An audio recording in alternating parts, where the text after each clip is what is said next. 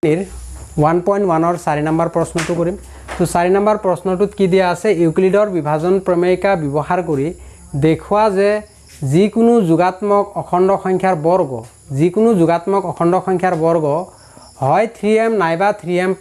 1 আৰ্হিত য'ত m কোনোবা অখণ্ড সংখ্যা তো এইটো সমাধান আমি কেনেকৈ কৰিম তো প্ৰথমতে কি কৰিম যেটো উলাব দিছে তাক আমি ধৰি লম যিকোনো যোগাত্মক অখণ্ড সংখ্যা বুলি কৈছে নহয় ধৰা হল বা ধৰু এ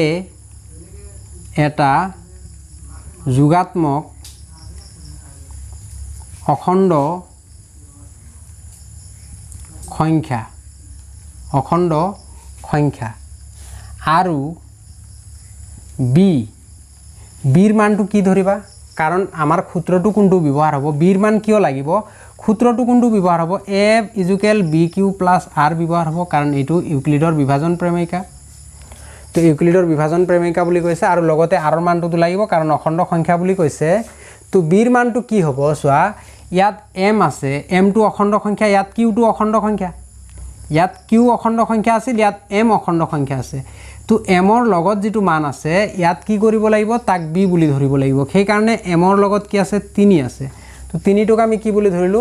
b বুলি ধৰিলো ক্লিয়াৰ হল b টো আমি 3 কিয় ধৰিলো m ৰ লগত যেটো আছে m টো অখণ্ড সংখ্যা বা ইয়াত c ও থাকিব পাৰে অখণ্ড সংখ্যা বুলি যেটো ক'ব তো অখণ্ড সংখ্যাৰ লগত যেটো থাকিব হেতু কি বুলি ধৰিবা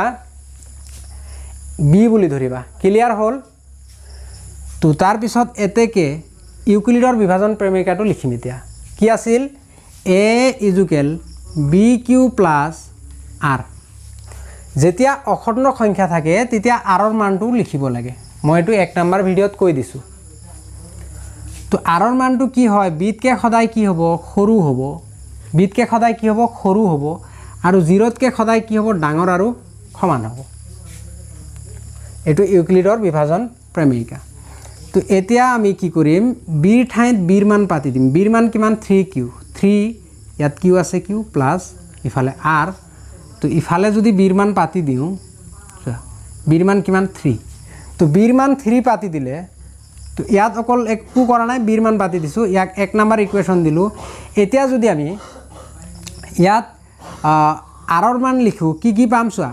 r ৰ মানটো 3 তকে সৰু হ'ব 0 ৰ সমানৰ পৰা আৰম্ভ কৰিলো 0 1 2 তো 3 টো দিব নোৱাৰা কাৰণ 3 তকে কি হ'ব সৰু হ'ব সেই কাৰণে 3 দিব নোৱাৰো ক্লিয়াৰ হল তো এতিয়া সোৱা তো আমি যদি r = 0 হয় তো 1 নম্বৰত সমীকৰণটো যদি r ৰ মান পাতি দিও তেতিয়া কি হ'ব 1 নম্বৰ সমীকৰণটো a = 3q + r আছিল r ৰ মান কিমান 0 r ৰ মান কিমান 0 তো a = 3q পাবা এটো a = 3q পাবা কাৰণ 0 লগত যোগ বা বিয়োগ কৰা যেটো আছে হেতুৱে থাকিব তো এতিয়া কি কৰিম ইয়াত একেবাৰে স্কয়াৰে কৰি দিছো দুটাক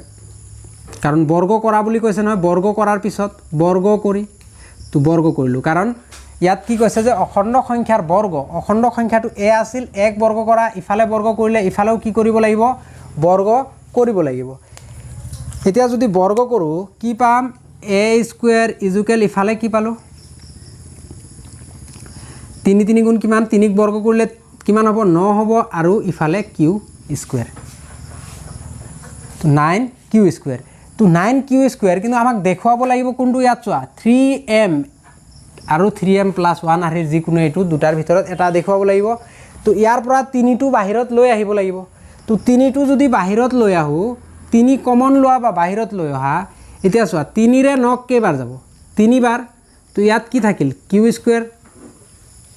তো এতিয়া আমি কি লিখিম ব্ৰেকেটৰ ভিতৰত যেটো লিখিম তাক m বুলি লিখিম 3m তো এটো কি বুলি লিখিলো m বুলি লিখিলো যদি m ধৰা হয় ইয়াত লিখি দিবা 3q² ক কি বুলি ধৰিছা m বুলি ধৰিছা বুজি পাইছা যত 3q² আছে কি ধৰিছা m ধৰিছা ক্লিয়াৰ হল ঠিক একেদৰে সো ঠিক একেদৰে তো মোৰ ইয়াত জায়গা কম মই মোহাৰি দিছো ঠিক একেদৰে যদি r = 1 হয় যদি r = 1 হয় তেতিয়া হলে একত পতাৰ লগে লগে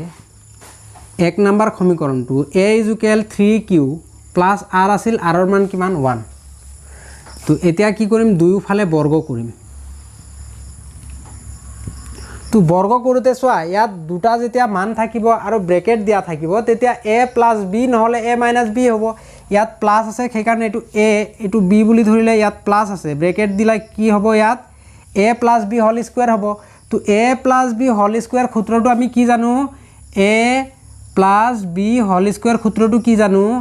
a square + 2ab + b square এটো আমাৰ মুখস্থ আছে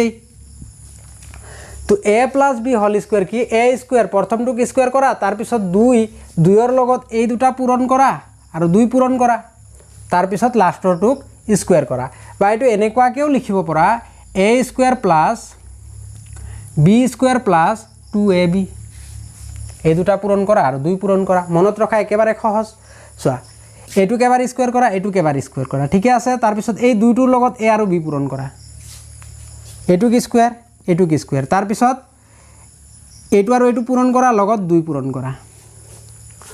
হল ক্লিয়াৰ হল এতিয়া চোৱা a স্কয়াৰ a মানে কি 3q এটু a স্কয়াৰ প্লাস 2 সূত্ৰৰ পৰা আহিল 2 a এৰ মান কিমান 1 2a তাৰ পিছত b 2a a to 1 নহয় সৰি a to 3q 2a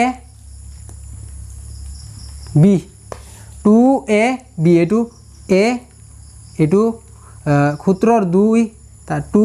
তাৰ পিছত a তাৰ পিছত এটু কি b 2ab plus b square b এৰ মান কিমান 1 স্কয়াৰ তো এটু ক্যালকুলেশন কৰা 3 কি স্কয়াৰ কৰিলে কিমান পাবা 3 আৰু 3 পূৰণ কৰিলে কিমান 9 q স্কয়াৰ প্লাস 2 আৰু 3 পূৰণ কৰিলে কিমান 6 6 আৰু 1 পূৰণ কৰিলে কিমান 6 6q তো ডট ডট দিয়া আছে মানে পূৰণ একক স্কয়াৰ কৰিলে কিমান পাবা 1 পাবা ইয়াৰ পৰাও কি কৰিব লাগিব 3 বাহিৰত আনিব লাগিব কৰ পৰা গম পালো আমি কুৱেশ্যনটো চাই গম পালো যে 3 বাহিৰত আনিব লাগিব তো 3 যদি বাহিৰত আনো 3 বাহিৰত আনিলো কমন আনিলো তো 3 ৰে 9 কেইবাৰ যাব 3 বাৰ q স্কয়াৰ আছে q স্কয়াৰ প্লাস 3 ৰে 6 কেইবাৰ যাব 2 বাৰ তো একৰ পৰা তো একো কমন অহা নাই একটো বাহিৰতে আছে যেটো ব্ৰেকেটৰ ভিতৰত লিখো তাক m বুলি ধৰিম m + 1 যেটো ব্ৰেকেটৰ ভিতৰত আছে তাক কি বুলি ধৰিম m বুলি ধৰিম তেনহলে এই গুটেইটুক যদি m হৈ যায় এটু যদি m হৈ যায় তেনহলে এটু কি হৈ গল 3m + 1 তো ইয়াত কি লিখিবা 3q স্কয়াৰ + 2q কি বুলি ধৰিছা m বুলি ধৰিছা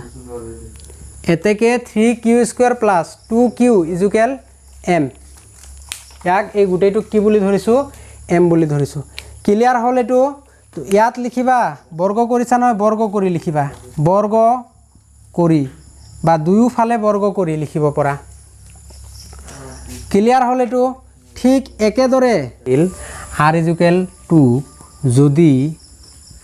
r = 2 হয় তো r ৰ মান 1 ত পাতিলে 1 নম্বৰ ইকুৱেশ্যনটো কি আছে 3q + r r ৰ ঠাইত কি পাতিম 2 তো a = 3q + 2 1 নম্বৰ ইকুৱেশ্যনটো কি আছিল a = 3q + 2 তো এতিয়া দুয়োফালে কি কৰিম বৰ্গ কৰিম কাৰণ বৰ্গ কৰাৰ পিছতহে আমাৰ কি হ'ব 3q + 3m 3q নহয় 3m নাইবা 3m + 1 আৰু হ'ব ইফালেও বৰ্গ কৰিলো এতিয়া বৰ্গ কৰোতে ইফালে কি পালো এটুক a বুলি ধৰিলে এটু হল b তো a + b হোল স্কয়াৰ সূত্ৰটো কি আছিল a স্কয়াৰ প্ৰথমটো কি স্কয়াৰ কৰা স্কয়াৰ কৰিলো তাৰ পিছত 2 সূত্ৰৰ পৰা 2 আহিল তাৰ পিছত আকৌ a এৰ মান 3q তাৰ পিছত 2a তাৰ পিছত b b এৰ মান কিমান 2 আছে তাৰ পিছত b square a square + 2a b + b square বুজি পালা এটো এতিয়া ভাঙি দিয়া ইয়াক 3 কি স্কয়াৰ কৰিলে কিমান পাবা 9 পাবা q কি স্কয়াৰ কৰিলে কিমান পাবা q স্কয়াৰ পাবা প্লাস ইফালে 2 2 গুণ 4 4 3 গুণ কিমান 12 q আছে q প্লাস ইফালে কিমান হ'ব 4 হ'ব 2 2 গুণ কিমান 2 কি স্কয়াৰ কৰিলে 4 তো ইয়াৰ পৰা কি বাহিৰত আনিব লাগিব 3 বাহিৰত আনিব লাগিব সেই কাৰণে প্ৰথমতে ইয়াত কি কৰিবা এই 4 টুক 3 হিচাপে লিখা 9q² + 12q প্লাছ 3 প্লাছ 1 তো এইটো লিখিব পৰা 4 3 প্লাছ 1 তো 9 পৰা যদি 3 ইয়াত বাহিৰত লৈ অহা এতিয়া চোৱা 3 ৰে 9 কেইবাৰ যাব 3 বাৰ কিউ স্কয়াৰ প্লাছ 3 ৰে 12 কেইবাৰ যাব 4 বাৰ কিউ প্লাছ ইফালে তো 3 ডাইৰেক্ট আহি গল 3 ৰে 3 একবাৰ 1 থাকিল প্লাছ 1 তো এই গুটেইটো কি নাম দিবা m যদি এই গুটেইটো m দিয়া তেনেহলে কি হৈ যাব 3m প্লাছ 1 3m প্লাছ 1 তো ইয়াত ব্ৰেকেটত লিখি দিবা এতেকে 3m 3q square plus 4q plus 1 equal কিমান বুলি ধৰিছা m এটো m বুলি ধৰিছা সেই কাৰণে এই গুটেইটোৰ ঠাইত কি লিখিছা m লিখিছা আৰু ইয়াত লিখিবা বৰ্গ কৰি বুজি পালা এটো তো এতিয়া আহিল কনক্লুজনটো ইয়াত যেনেকুৱা দিয়া আছে তেনেকুৱাকে লিখিব পৰা চোৱা এই এটা যোগাত্মক অখণ্ড সংখ্যা এতিয়া যোগাত্মক অখণ্ড সংখ্যাৰ বৰ্গ হয় তো এটো যিকোনো যোগাত্মক অখণ্ড সংখ্যাৰ বৰ্গ হয় 3m নাইবা 3m প্লাছ 1 আৰহিৰ তো কোনো যোগাত্মক অখণ্ড সংখ্যাৰ বৰ্গ 3m নাইবা 3m প্লাছ 1 আৰহিৰ